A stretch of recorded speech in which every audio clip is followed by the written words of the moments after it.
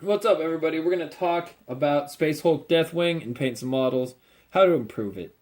I bought the Spacehulk Deathwing because it was on sale, and, I was a fan of E.Y.E Divine Cybermancy. I really liked that game. The same company that made Spacehulk Deathwing made E.Y.E Divine Cybermancy, and I really enjoyed it, had a lot of fun playing it.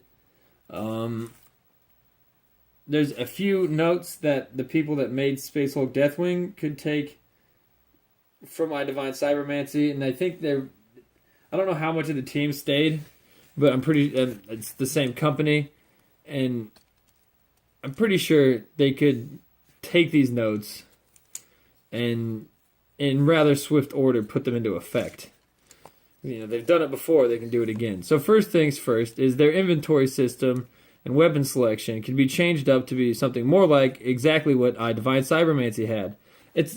Maybe change the interface. All you really need to change is the input interface.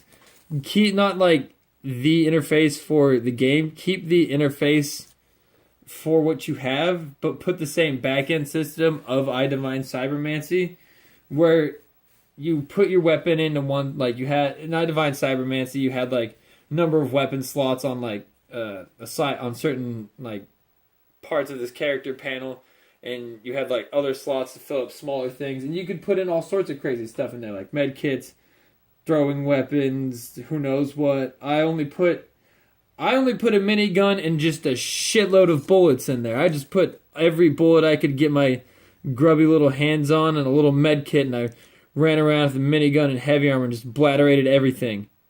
It actually was super good. I knew lots of people that ran in with all sorts of crazy stuff for hacking computers and speed stuff and all sorts of stuff that I didn't really care about. That system with the same sort of interface where you get like X number of loadout points and you fill it with, your weapon costs this much, and then each packet of ammo costs this much, and then your one holy penitent, forget what they're called. Let's see, we can't find one as soon as I figure what they're called. These things right here, they're little devotion seals or whatever they are. You get your little devotion seal in there, and that gives you a little something. And maybe your dude has a banner, and the banner does something. The banner costs a lot, so there's a way to do it. The way that they're doing it right now could definitely be improved upon in that exact manner. You don't really need to change the loadout, the front end. You just need to change the way that you calculate the back end. I really don't know how hard that is.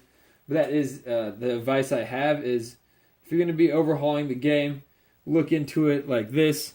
Is the loadout system you have on the back end could be directly changed over to I Divine Cybermancy's loadout system with the new interface, and that would actually be pretty fantastic.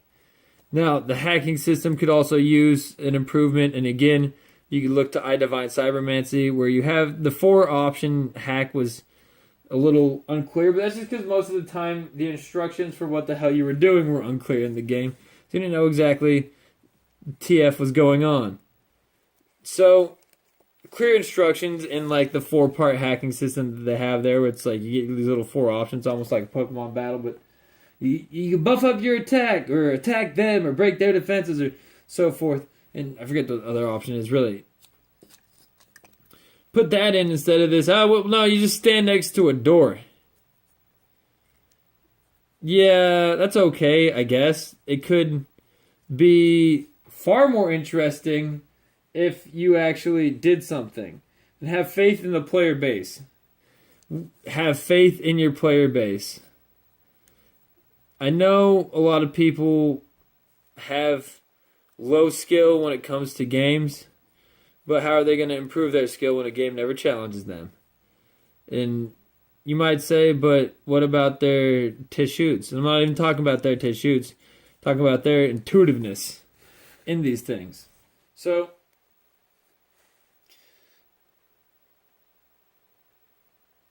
if you put together an interface that's inventory that is more in depth but not as clunky, a hacking system that's more in depth but not as clunky as as I, or as in depth, but not as clunky as I, you'll be taking massive leaps forward.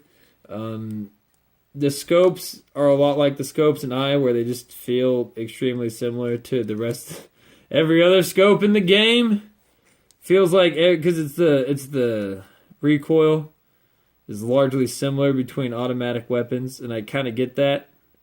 Maybe it was different for like lighter classes of armor, but this game feels just a hell of a lot like I, especially since the class I played was like the super heavy armor, and they just kind of ported over like the walk speed and some of the character traits for the super heavy armor guys, and right into what the Dreadnought, what the Terminator guys do.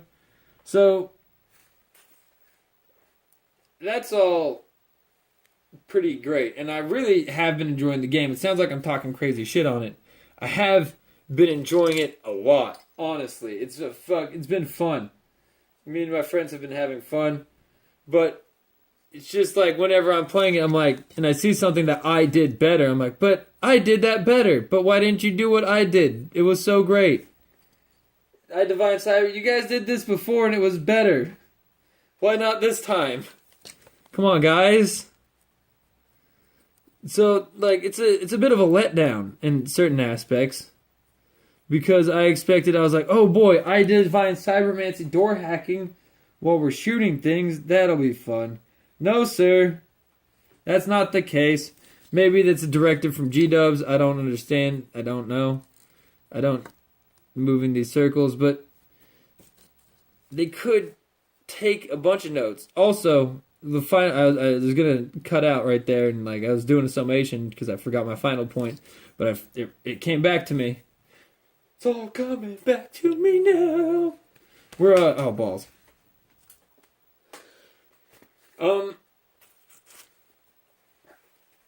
The inventory, the item system, the relics you get are like, there's like, I don't know, 20 of them. Oh boy. In I Divine Cybermancy, you found stuff all the time, and there's this super complex system of things that were just hanging out in the world. And, man, it was deep. It was super deep. And, again, have faith in your populace, and maybe explain it a bit better. Do both of those. Explain it thoroughly, like how it works, and then have faith in your game populace. Be like, this is how our loot / skill tree works, / like relic tree works. So it's like the relics you find become part of this research tree that you could start out at like the super basic part, but the relics you can find like super dope relics. Maybe most of the time you find is like, oh, we found a better way to make a ceramite plate. Great. +2 plasma defense, laser defense, that kind of stuff. I don't think they have plasma weapons on enemy. Like slight defense or offense increases, minor, like 2%, 5% increases, right? And then every once in a while, you find a heater.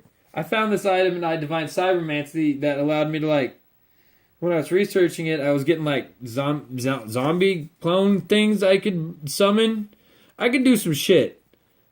And like I never fully researched it because like when that was happening, my computer died and that hard drive blew out, and the things that I had were like based on that hard drive. So I never really researched that uber powerful item I got fully.